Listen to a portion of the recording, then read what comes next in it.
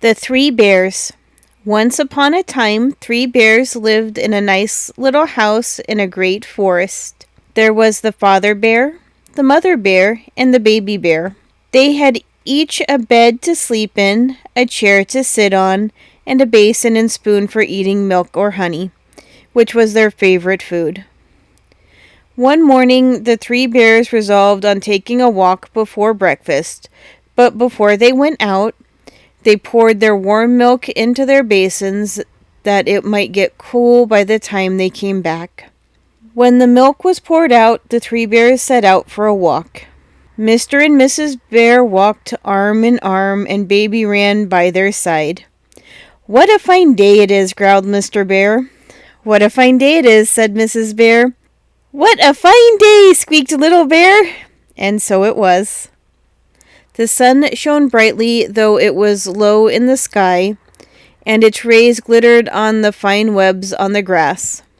The leaves shivered in the soft breeze, the wood pigeon cooed, and the lark sang loud enough to make himself hoarse.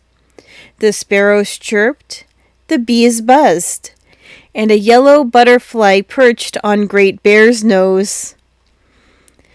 "What a squeaky noise these creatures make," said Big Bear as he brushed off the butterfly. "What a pity it is they have not our deep voices." "Yes," said Mrs. Bear, "you have a much finer voice than the lark. I should like to hear him growl as you do." "Oh, my dear, you are too kind. My growl is nothing to the lion's." And thus conversing, the bears walked on. Now there lived in the same forest a sweet little girl who was called Goldenhair. She was the woodman's daughter, and her hair looked just like sunbeams. She knew every tree in the green wood, and every flower in it. She loved the birds and liked to listen to their song, and everything in the woods loved Goldenhair. The trees bent down their lower branches to touch her glittering head as she passed. The birds sang sweeter as she glided by. The lark's song in the sky was, come up, Goldenhair, here is your happy home." "Coo, I love you, coo, I love you," cooed the wood pigeon as she passed. "Twit, twit, pretty child," said the sparrow.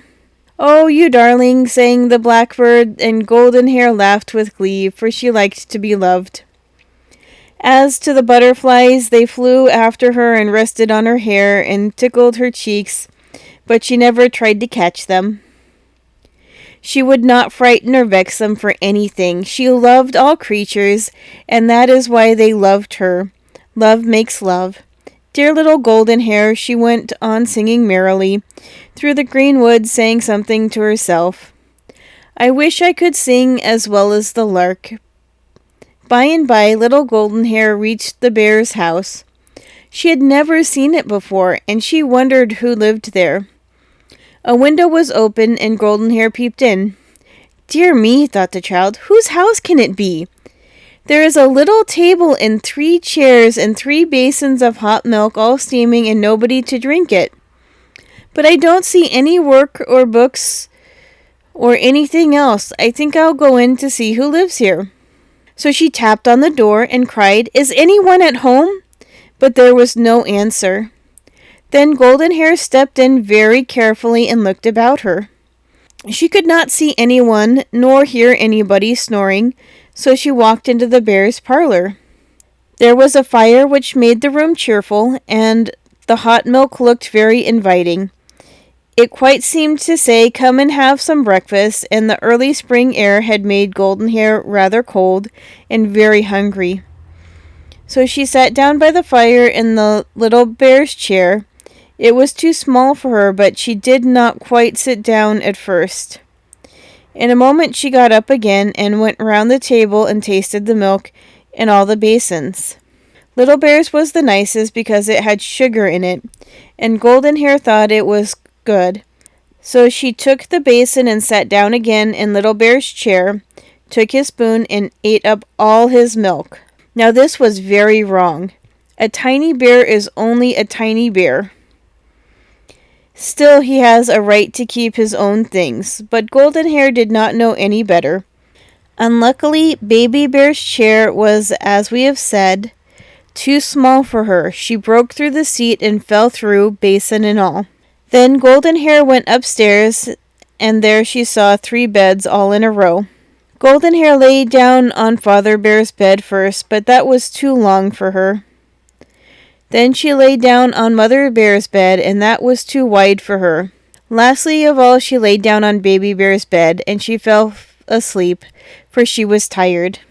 By and by the bears came home. Baby Bear saw that his chair was broken and thrown down, and he cried very squeaky voice, "Somebody has been here!" And Father Bear growled, "Somebody has been here!" And Mother Bear growled more softly, "Somebody has been here!" Then they went to the table and looked at their breakfast, and Father Bear growled, "Who has touched my basin?" And Mother Bear growled, "Who has touched my basin?" And Tiny Bear squeaked, "Somebody has broken mine!" And then Tiny Bear began to cry, for he was very fond of his own basin and his own chair, and besides he was very hungry after his long walk in the forest. It really did seem a shame. Then the 3 bears thought they would go over their house to see who had been in it, and to try if they could find the thief. They went upstairs to their bedroom, which was over their other room, and as soon as they saw the tumbled beds, Father growled, "Who has been lying on my bed?" And Mother Bear growled, "Who has been lying in my bed?"